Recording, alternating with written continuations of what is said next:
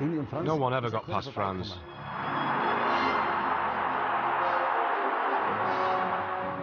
You'd have to say he was the perfect player.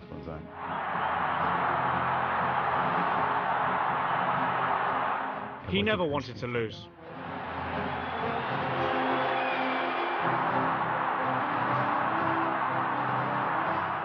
The most important thing that he had was he had a fantastic vision.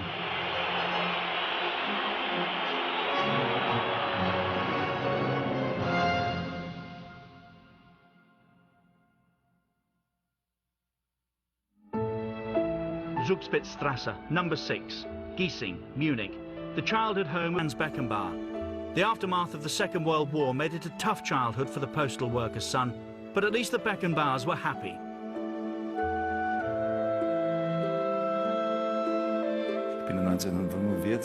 I was born in 1945. The war was over in May, and I was born in September.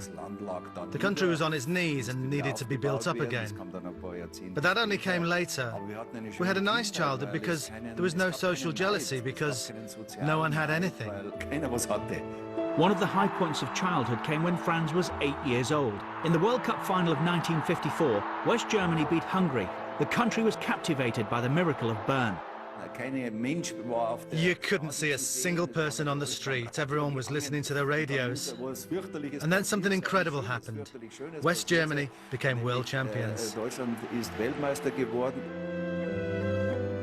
Inspired by his heroes, Beckenbauer joined his first club, SC Munich 06, which was across the road from where he lived. People began noticing his football talent early on. I joined a club called SC 1906 at the age of 8. You just notice when people like you. You sometimes got something extra when you won a game. You noticed that you were a bit better than most of the others.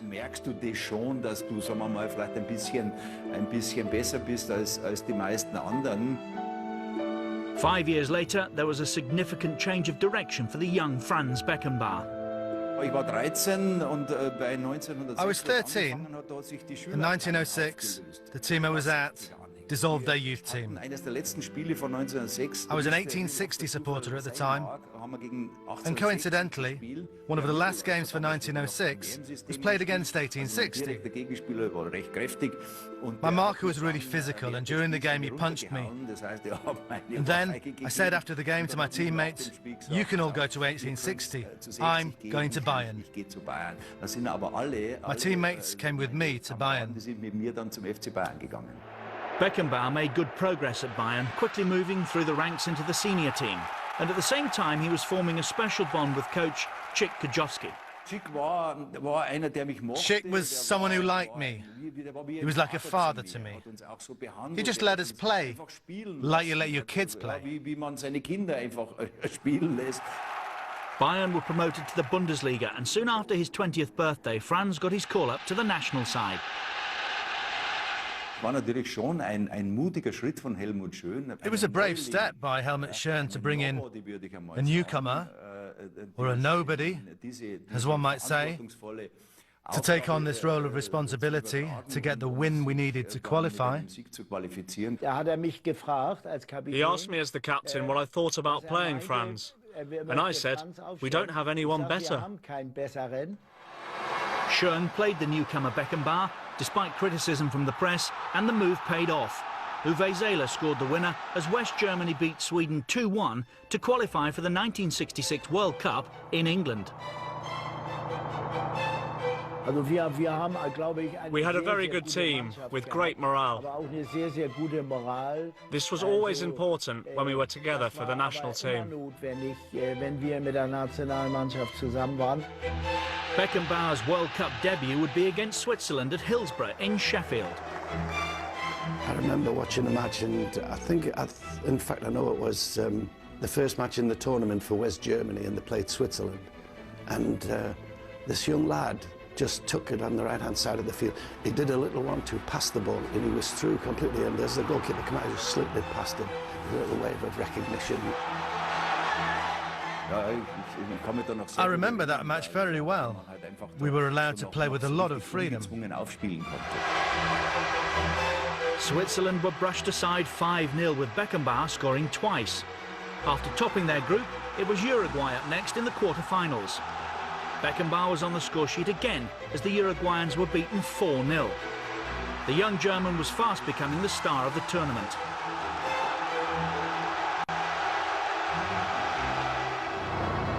The semi-finals came and West Germany faced the USSR in Liverpool. They took the lead through Helmut Haller. And then Beckenbauer scored the decisive goal past the legendary Lev Yashin. A 2-1 win and West Germany were in the final, where they would meet the hosts, England. We reached the final in the motherland of football. We were playing against England. We knew facing the English in the final would be very tough. A World Cup final against England at Wembley, undoubtedly the biggest match of Franz Beckenbauer's career so far.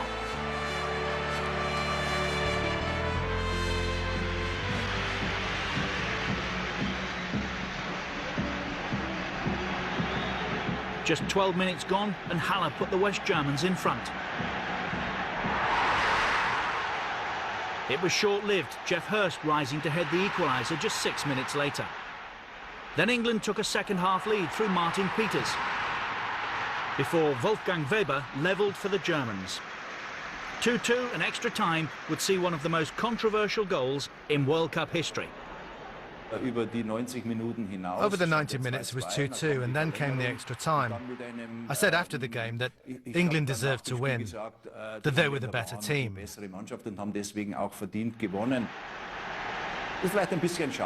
But it is perhaps a shame that we still talk about a goal today that people still question whether it was a goal or not. The ref gave the goal, so that's the end of it. That made it 3-2, and soon after it was all over. Hurst sealed his hat-trick and Beckenbauer's first World Cup had ended in defeat at the final hurdle. A spectacular final, and Beckenbauer had impressed. After all, England had dedicated their best player to mark him that day. I was given the job of actually staying with him for the whole match. Bobby Charlton was known for his creativity. He was on the move for 90 minutes. He had the lungs of a horse, and I was meant to chase him the whole match. So what we saw in that particular final was two absolutely some of the best players we've ever seen, marking each other and virtually cancelling each other out. It was a tough task that was asked of me, and I didn't manage to fulfil it 100%. Perhaps the one success was that Bobby Charlton didn't score a goal. Kraft in den Teller, Knorr auf den Tisch. A young star, Beckenbauer's reputation was rising on and off the pitch, and it was during this period he earned his famous nickname.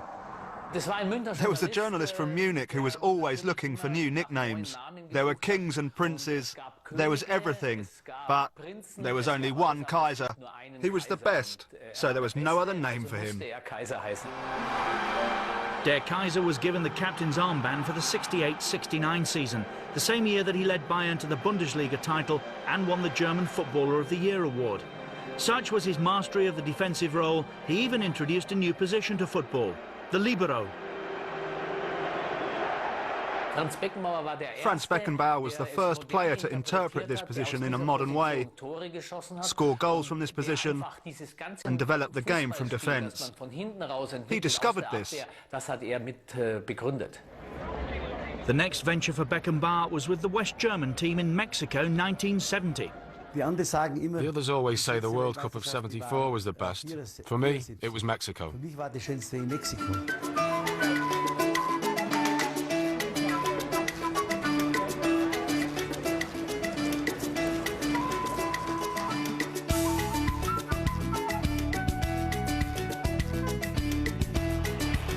The West Germans won all their group matches in style, with Müller on form, scoring 7 goals in 3 group matches. So Beckenbauer and the West Germans were in the quarter-finals, where a familiar rival was waiting for them, England.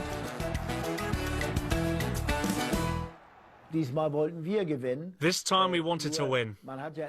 Everyone was talking about revenge, but as a player you don't think about that. We just wanted to win. We went 2-0 down because of silly defensive mistakes. And that's when we thought, this is going to get tough. It took Der Kaiser to bring them back into it with a trademark run and shot. Then Uwe Seeler scored. And Müller scored in extra time to seal a 3-2 win. That's the worst I've ever felt, I think, at a football match. I've never felt as bad losing as that one, because the game was won. The West Germans had gained their revenge. In the semi-finals, West Germany against Italy produced what was for many one of the best games in the history of the World Cup. Boninsegna gave Italy the lead early on. Then Beckenbauer went on one of his long runs and was taken down brutally. Unfortunately, I couldn't play properly because I dislocated my shoulder. I'd fallen awkwardly onto my shoulder after an Italian foul, and I couldn't give 100%. It was a very one-sided game in the 90 minutes, and then Schnellinger scored the equaliser just before the end, and then it became interesting. The next 30 minutes must have been the most exciting that you could ever see in the history of football. It was as dramatic as half an hour of extra time could get. Müller gave the West Germans the lead. Moments later, Bergnich equalised. Before Riva gave the Italians the lead.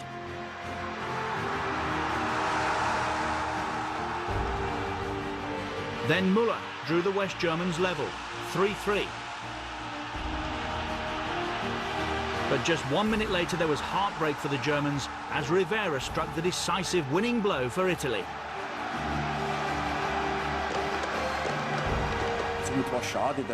It was a shame that we missed out on the final, but I think we gave them a good fight. Soon after the World Cup of 1970, manager Helmut Schür named Franz Beckenbauer captain of the national team. And success under Beckenbauer wasn't long in coming. They reached the final of the 1972 European Championships in Belgium, where they faced the USSR. Müller scored twice in a 3-0 win, and Beckenbauer won his first trophy for West Germany.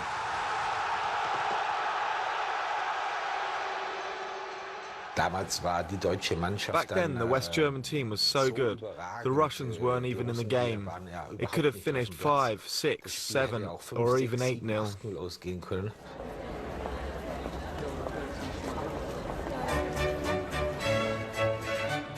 Back home, the country was in awe of Beckenbauer's talents. And Bayern Munich were doing well too under the leadership of Der Kaiser. In the 71-72 season, Bayern won the Bundesliga, starting a run of 3 consecutive titles, which set a new German record and gave Bayern Munich a special place in the history books of West German football.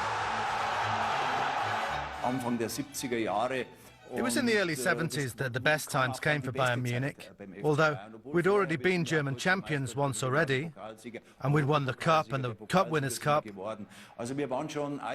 were already very successful, but then we had the right experience to go on and to win more. Beckenbauer was earning a fearsome reputation, not only amongst his opponents, but his teammates too. I'd never heard anyone criticise him in my whole life, both on the pitch or off it. Someone tried once. Charlie on Bosco tried to nutmeg him twice. And then he was in the hospital. Franz kicked him so hard that he had to go to hospital for his injuries. The World Cup of '74 was to be held in West Germany. However, due to a feud between the players and the West German Football Federation, the team almost never made it. Back in those days, I can remember there was a terrorist threat from the Baader-Meinhof gang. We were affected a lot by security measures, and the security was very tight. We had police around us all the time. We just weren't used to this. We needed our freedom. It didn't suit us. And it wasn't just the terrorist threat that put pressure on the unity within the West German squad. Then there was the financial situation, which took half a night of discussions to sort out. And at 5 in the morning, 80% of the players were ready to walk out because they couldn't agree. It must have been dawn when an agreement was reached, and the team decided to stay together. It would have been a disaster if the host country of a World Cup had been without their team. Finally, the games got underway, with the West Germans triumphing in their first 2 group matches, beating Chile and then Australia. They then faced a showdown with rivals East Germany.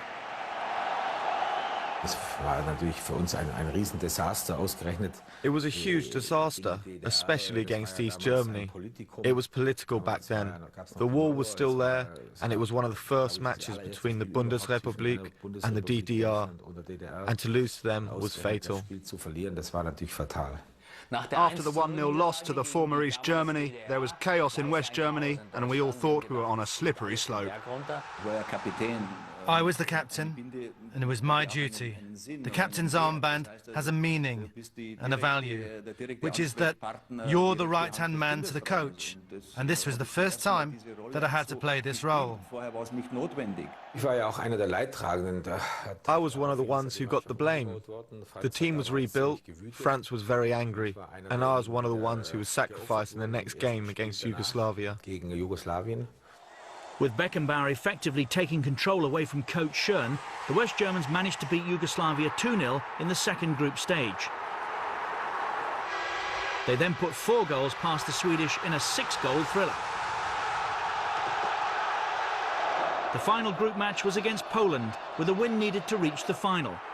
Gerd Müller popped up for the only goal, and West Germany were through to face the Dutch. The final would be at the Olympic Stadium, the home of Bayern Munich and Beckenbauer. The West German team had grown in confidence thanks to the strong guidance of their captain. We got better with every game, and in the final, we went in on equal terms with the Dutch. They had started the tournament as favourites and played at a very high standard from the beginning. Then, as I said, we were equal going into the final. Another huge test for Captain Beckenbauer awaited. How would the West Germans cope with Johan Cruyff and Holland's total football? They hadn't even touched the ball when Holland won a penalty, which Johan Neeskens converted. But West Germany fought back and won a penalty of their own. I wanted to be world champion. We wanted to be the world champions. I didn't go to the World Cup just to play. I couldn't care less. I just wanted to win it. We thought that perhaps Gerd Müller would take it, but Breitner stepped up and stroked the ball in. We were so happy.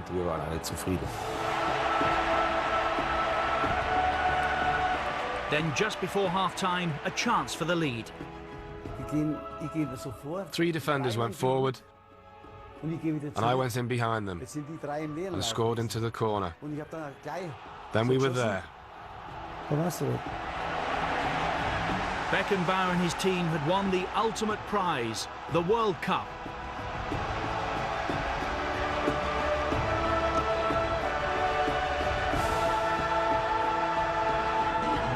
But while the nation partied, Beckenbauer and his teammates were reserving their celebrations. We weren't allowed to take our wives with us in those days, so we organised a separate evening, especially for the wives. We were just sick of it. 6 weeks of being trapped. We wanted to see our wives again. Because we knew that the players' wives weren't welcome, my wife organised a dinner party for around a dozen of the other wives at the Bayerischer Hof. Whether we'd won or not, we would still have met up. It's amazing that we won the World Cup with such a bad federation. That must have been some team. Meanwhile, Bayern Munich were becoming a feared European force, beating Atletico Madrid 4-0 in the replay of the 1974 European Cup final.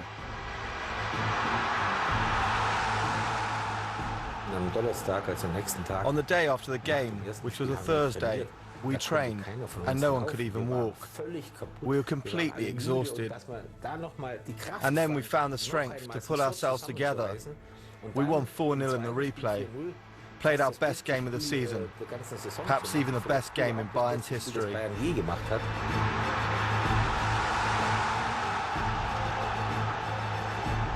The following year, Bayern were in the final again and faced Leeds United. Gerd Müller scored the second in a 2-0 win, and Bayern were triumphant again.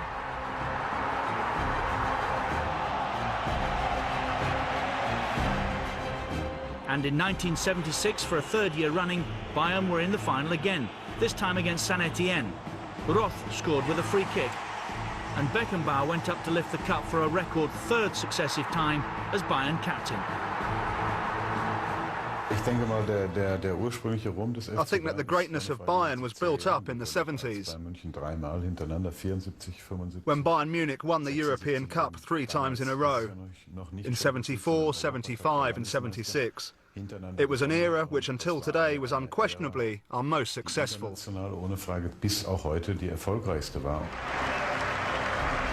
On the international scene, 1976 saw West Germany through to a European Championship final. They beat Yugoslavia to earn their place against Czechoslovakia. The Czechs led until the 89th minute, until Bernd Holzenbein equalised. This would be decided on penalties. Uli Hoeneß missed the 4th German penalty before Antonin Panenka scored a memorable winner. Czechoslovakia were European champions. This signalled the end of an era for Der Kaiser, his last major tournament. He retired from international football the following year. Soon after, he made the decision to quit Bayern, the team he'd served for almost 20 years. I was fed up with Bundesliga football. I saw that Bayern were in decline. It just went downhill. I looked around. I had problems with my private life. I had problems with the taxman. And it's often like that, when you decide on something, and everything happens at the same time. So I said goodbye and left quickly for New York. Beckenbauer made the move across the Atlantic and signed up for the New York Cosmos.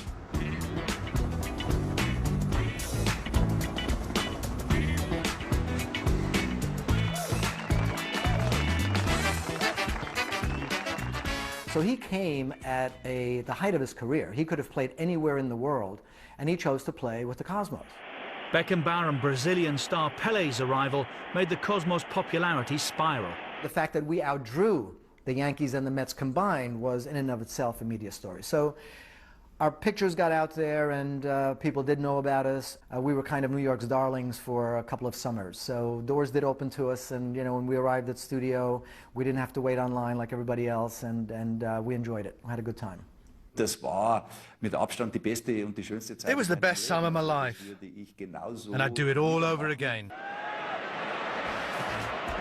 On the pitch, Beckenbauer won 3 NASL titles in his time with the New York Cosmos, and along with Pelé, helped raise the popularity of soccer in the States. I was lucky enough to play alongside him. He went to Cosmos, so did I. We became champions together. We played against each other for 15 years, but for the last 2 years, we played alongside each other in the New York Cosmos. But after 4 years in New York, Beckenbauer wanted to return home to finish his career. His return to Germany wasn't to Bayern as many expected, but to their North German rivals, Hamburg. However, Beckenbauer's 2 seasons with Hamburg were plagued by injury, and it was clear that Der Kaiser's career was winding down. But it had been some career, lasting almost 20 years, spanning 2 continents and winning every possible honour. But even the playing days of Franz Beckenbauer had to come to an end. He can't live without it, and he wouldn't know what else to do. The Kaiser couldn't leave the game he loved so much, taking over the reins as West German manager in 1984. And in 1990, he reached the pinnacle once more, winning yet another World Cup, Andreas Bremer scoring the only goal in the final. These days, he remains an important ambassador in the world of football. There's no doubt Franz Beckenbauer will always be considered as one of the true greats of the game. Beckenbauer was one of the best I ever saw play.